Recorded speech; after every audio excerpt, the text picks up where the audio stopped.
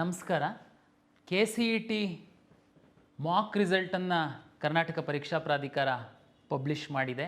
ತಾವೆಲ್ಲ ಆಪ್ಷನ್ ಏನು ಎಂಟ್ರಿ ಮಾಡಿದ್ರಿ, ತಮ್ಮ ರ್ಯಾಂಕ್ ಏನಿತ್ತು, ತಮ್ಮ ಮೀಸಲಾತಿ ಏನಿತ್ತು, ಈ ಎಲ್ಲ ಆಧಾರದ ಮೇಲೆ ವಿವಿಧ ವೃತ್ತಿಪರ ಕೋರ್ಸುಗಳಿಗೆ ಯಾವ್ಯಾವ ಕೆಟಗರಿಗೆ, ಯಾವ್ಯಾವ ಮೀಸಲಾತಿಗೆ ಹಾರಿಜೆಂಟಲ್ ಮತ್ತು ಹೊರ್ಟಿಕಲ್ ಏನೇನು ಸೀಟು ಸರ್ಕಾರ ನಿಗದಿಪಡಿಸಿತ್ತು ಅದನ್ನು ನಾವು ಹಂಚಿಕೆಯನ್ನು ಮಾಡಿದ್ದೀವಿ.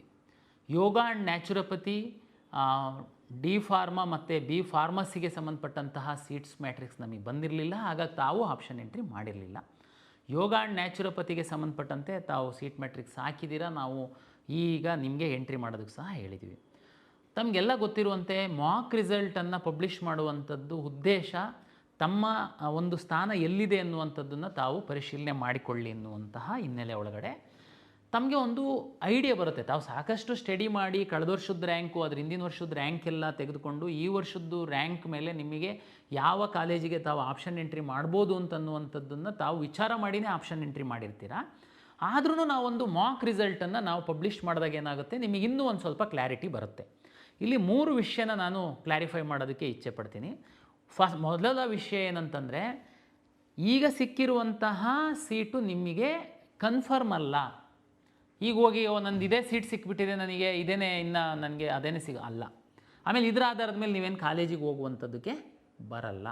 ಇದು ಒಂದು ನಿಮಗೆ ಐಡಿಯಾ ಬರಲಿ ಅಂತ ದಯಮಾಡಿ ತಾವು ಮಾಕ್ ರಿಸಲ್ಟಲ್ಲಿ ಯಾವ ಕಾಲೇಜು ಅಲಾಟ್ ಆಗಿದೆ ಅನ್ನುವಂಥದ್ದನ್ನು ತಾವು ನೋಡ್ಕೊಳ್ಳಿ.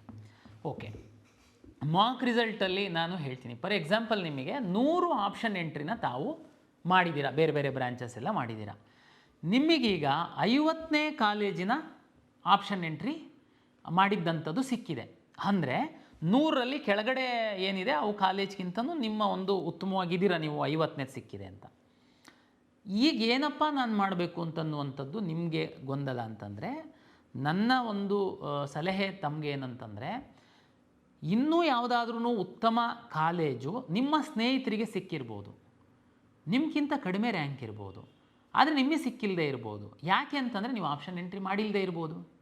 ಅಥವಾ ಕಾಲೇಜು ತುಂಬ ಚೆನ್ನಾಗಿದ್ದು ನೀವು ನಿಮ್ಮ ಕೆಳಗಡೆ ಆಪ್ಷನ್ ಎಂಟ್ರಿ ಮಾಡಿರ್ಬೋದು.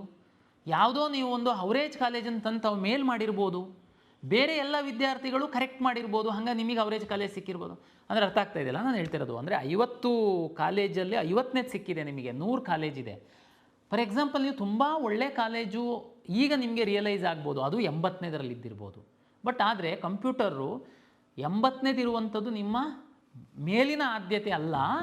ನಿಮ್ಮ ಮೇಲಿನ ಆದ್ಯತೆ ಯಾವಾಗಲೂ 1ರಿಂದ ನೋಡ್ಕೊಂಡು ಬಂದಾಗ ನಿಮ್ಮ ರ್ಯಾಂಕಿಗೆ 50ಕ್ಕೇ ಸಿಕ್ಕಿದೆ, ಹಾಗಾಗಿ 50 ಕೊಟ್ಟಿದೆ. ಬಟ್ ಆದರೆ ನೀವು ಹೇಳ್ಬೋದು, ಅಲ್ಲ ಸರ್ ನಂದು 80ನೇದು ಅಷ್ಟು ಚೆನ್ನಾಗಿರೋ ಕಾಲೇಜ್, ನಾನು 80ನೇದು ಹಾಕಿನ ಮೇಲೆ ಹಾಕ್ಬೇಕು ಅದನ್ನು. ಅದಕ್ಕೇ ಈಗ ಅವಕಾಶ ಇದೆ, ಏನು ಚಿಂತೆ ಮಾಡೋ ಅಗತ್ಯ ಇಲ್ಲ. ಮಾಕ್ ರಿಸಲ್ಟ್ ಆಧಾರದ ಮೇಲೆ ತಾವು ದಯಮಾಡಿ ಒಮ್ಮೆ ನೀವು ಆಪ್ಷನ್ ಎಂಟ್ರಿ ಮಾಡಿರುವಂತಹ PDF ಲಿಸ್ಟನ್ನು ತೆಗೆದು ನೋಡಿ.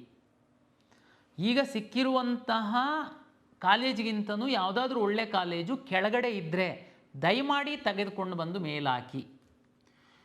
ಈಗ ನೀವು ಎಂಟ್ರಿ ಮಾಡಿರುವಂತಹ ನಿಮ್ಮ ಆಪ್ಷನ್ ಲಿಸ್ಟ್ ಒಳಗಡೆ ಯಾವುದೋ ಇನ್ನೂ ಉತ್ತಮವಾಗಿರೋಂತಹ ಕಾಲೇಜನ್ನು ನೀವು ಎಂಟ್ರಿನೇ ಮಾಡಿಲ್ದಿರುವಂಥ ಪ್ರಸಂಗಗಳಿರ್ಬೋದು.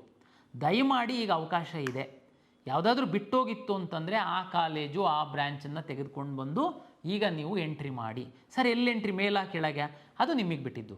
ಅದು ಸಿಕ್ಕಿದರೆ ನನಗೆ ಖುಷಿ ಇದೆ, ಹೋಗ್ತೀನಿ, ನನ್ನ ಪ್ರಿಯಾರಿಟಿ ಟಾಪ್ ಇದೆ, ಅದು ಒಳ್ಳೆ ಕಾಲೇಜ್ ಇದೆ, ನನಗೆ ಅದೇ ಬೇಕಾಗಿತ್ತು, ಅದು ಸಿಕ್ಕಿಲ್ಲ ಅಂದರೆ ನೆಕ್ಸ್ಟು, ಅದು ಸಿಕ್ಕಿಲ್ಲ ಅಂದರೆ ನೆಕ್ಸ್ಟು, ಈ ರೀತಿ ತಾವು ಎಂಟ್ರಿ ಮಾಡ್ಕೊಳ್ತಾ ಬರಬೇಕು ಆಪ್ಷನ್ನನ್ನು.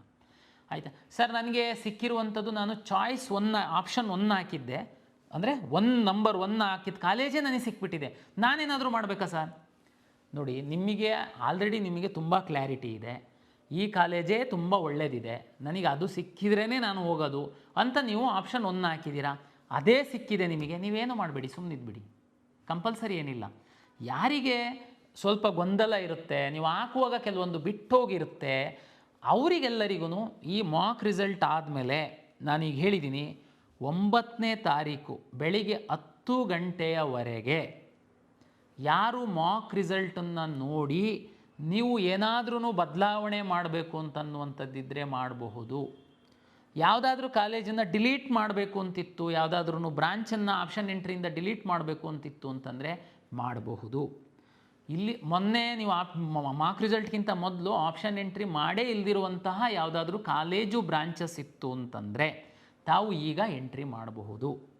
ನಿಮ್ಮ ಮಾಡಿರುವಂತಹ ಆಪ್ಷನ್ಗಳಲ್ಲಿ ಮೇಲೆ ಕೆಳಗೆ ರೀಅರೇಂಜ್ ಮಾಡುವಂಥದ್ದಕ್ಕೇನಾದರೂ ನಿಮಗೆ ಆಸಕ್ತಿ ಇದ್ದಲ್ಲಿ ಅದನ್ನೂ ಸಹ ಮಾಡಬಹುದು.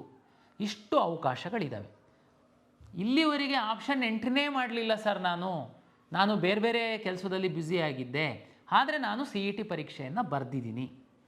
ನೀವೂ ಸಹ 750 ರೂಪಾಯಿ ಕಟ್ಟಿ ಆಪ್ಷನ್ ಎಂಟ್ರಿ ಲಾಗಿನ್ ಓಪನ್ ಮಾಡಿ ತಾವೂ ಸಹ ಫ್ರೆಶ್ಶಾಗಿ ಆಪ್ಷನ್ ಎಂಟ್ರಿ ಮಾಡಬಹುದು.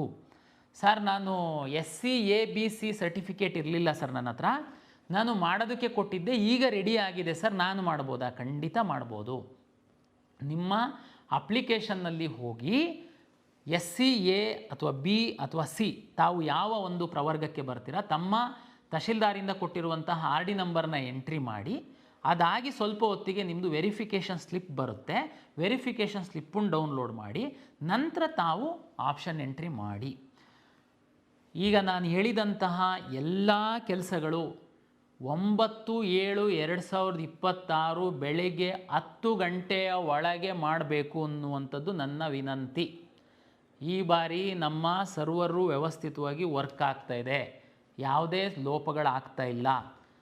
9ನೇ ತಾರೀಕು 10 ಗಂಟೆಗೆ ಕ್ಲೋಸ್ ಆದಮೇಲೆ ಬಂದು ಸಾರ್ ನಾನು ಓಪನ್ ಮಾಡೋದು ನಾನು ಇದನ್ನು ಚೂರು ಮೇಲೆ ಕೆಳಗೆ ಮಾಡಬೇಕಾಗಿತ್ತು, ಅದೇನು ಮಾಡೋದಿದ್ರು ಈಗ ಮಾಡಿ. ಸಾಕಷ್ಟು ಸಮಯವನ್ನು ನಾವು ಕೊಟ್ಟಿದ್ದೀವಿ. ದಯಮಾಡಿ 9/7/2026 10 ಗಂಟೆಯ ನಂತರ ಟೈಮ್ ಎಕ್ಸ್ಟೆಂಡ್ ಮಾಡಿ ಅಂತ ನಮಗೆ ಮನವಿ ಮಾಡಬೇಡಿ, ನನ್ನ ವಿನಂತಿ. ಸಾಕಷ್ಟು ಸಮಯ ಇದೆ, ಡೇ ಆ್ಯಂಡ್ ನೈಟ್ ಇದೆ, ಸರ್ವರ್ಸು ಪ್ರಾಪರಾಗಿ ವರ್ಕ್ ಆಗ್ತಾಯಿದೆ. ದಯಮಾಡಿ ರೀಅರೇಂಜ್ ಮಾಡಿ ಸದುಪಯೋಗ ಪಡಿಸ್ಕೊಳ್ಳಿ.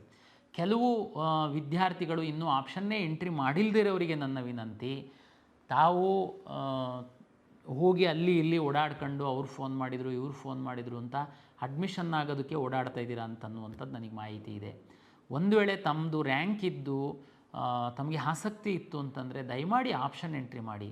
ಇನ್ನು ನಮ್ಮ ಇಂಜಿನಿಯರಿಂಗಲ್ಲೇ 2000 ಸೀಟಷ್ಟು ಅಲಾಟ್ ಆಗಿಲ್ಲ, ಅಂದರೆ ಅಷ್ಟು ಸೀಟ್ಗಳು ನಮ್ಮ ಹತ್ರನೇ ಇದೆ. ಸುಮಾರು 20,000ದಷ್ಟು ನರ್ಸಿಂಗ್ ಕಾಲೇಜಿನ ಸೀಟ್ಗಳು ಸಹ ಅಲಾಟ್ ಆಗಿರಲಿಲ್ಲ. ಒಂದು 3,000ದಷ್ಟು ಅಲೈಡ್ ಹೆಲ್ತ್ ಸೈನ್ಸಸ್ ಸೀಟ್ ಸಹ ಅಲಾಟ್ ಆಗಿರಲಿಲ್ಲ. ಹಾಗಾಗಿ ದಯಮಾಡಿ ನಮ್ಮ ಹತ್ರ ಸಾಕಷ್ಟು ಸೀಟ್ ಇದೆ, ಯಾರು ಆಪ್ಷನ್ ಎಂಟ್ರಿ ಮಾಡಿಲ್ಲ, ಇನ್ನೂ 2 ದಿನ ಸಮಯ ಇದೆ, ತಾವು ದಯಮಾಡಿ ಆಪ್ಷನ್ ಎಂಟ್ರಿ ಮಾಡಿ. ಆಪ್ಷನ್ ಎಂಟ್ರಿ ಮಾಡಿ ಆದಮೇಲೆ ಏನು 9ನೇ ತಾರೀಕು ಬೆಳಗ್ಗೆ 10 ಗಂಟೆಗೆ ಫ್ರೀಸ್ ಆಗುತ್ತೆ ಪೋರ್ಟಲ್ಲು. ಅದ್ರ ನಂತರ ನನಗೆ ಅದಿಷ್ಟ ಇರಲಿಲ್ಲ ಇದಿಷ್ಟ ಇರಲಿಲ್ಲ ಅಂಥೇಳಿ ನಾವು ಪ್ರಾವಿಷನಲ್ ರಿಸಲ್ಟ್ ಅಂತೇಳಿ ಏನು ಪಬ್ಲಿಷ್ ಮಾಡ್ತೀವಿ, ಅದು ಸಾಂಕೇತಿಕವಾಗಿ ತಾಂತ್ರಿಕವಾಗಿ ಏನಾದ್ರೂ ಸಮಸ್ಯೆಗಳಾಗಿದೆಯಾ ಅಂತ ನೋಡುವಂಥದ್ದಕ್ಕೆ ನಾವು ಪ್ರಾವಿಷನಲ್ ರಿಸಲ್ಟ್ ಬಿಡುವಂಥದ್ದು. ಪ್ರಾವಿಷನಲ್ ರಿಸಲ್ಟ್ ಬಿಟ್ಟಾಗ ತಾವು ಬಂದು ಸರ್ ನನಗೆ ಇಲ್ಲ ಚೇಂಜ್ ಮಾಡಬೇಕಾಗಿತ್ತು ಇಷ್ಟ ಇರಲಿಲ್ಲ ಅಂತೆಲ್ಲ ಹೇಳೋದಕ್ಕೆ ಅವಕಾಶ ಇರಲ್ಲ. ಹಾಗಾಗಿ ಈಗ ಅವಕಾಶ ಇದೆ, ಏನು ಬೇಕಾದರೂ ತಾವು ಮಾಡ್ಬೋದು.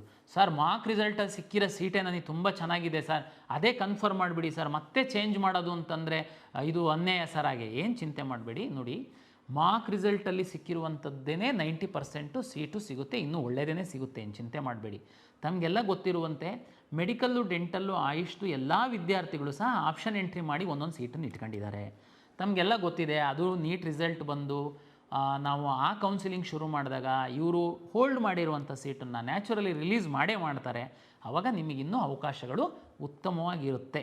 ಹಾಗಾಗಿ ನಮ್ಮ ಕೌನ್ಸಿಲಿಂಗ್ ಪ್ರಕ್ರಿಯೆಯಲ್ಲಿ ಭಾಳ ನೀವು ವಿಶ್ವಾಸದಿಂದ ಭಾಗವಹಿಸಿ ನಿಮ್ಮ ಅರ್ಹತೆಗೆ, ನಿಮ್ಮ ರ್ಯಾಂಕಿಗೆ, ನಿಮ್ಮ ಮೀಸಲಾತಿಗೆ ತಕ್ಕಂತೆ ನಮ್ಮ ಸಾಫ್ಟ್ವೇರು ಸೀಟನ್ನು ಅಲಾಟ್ ಮಾಡುತ್ತೆ, 100% ಪಾರದರ್ಶಕವಾಗಿ. ಧನ್ಯವಾದಗಳು.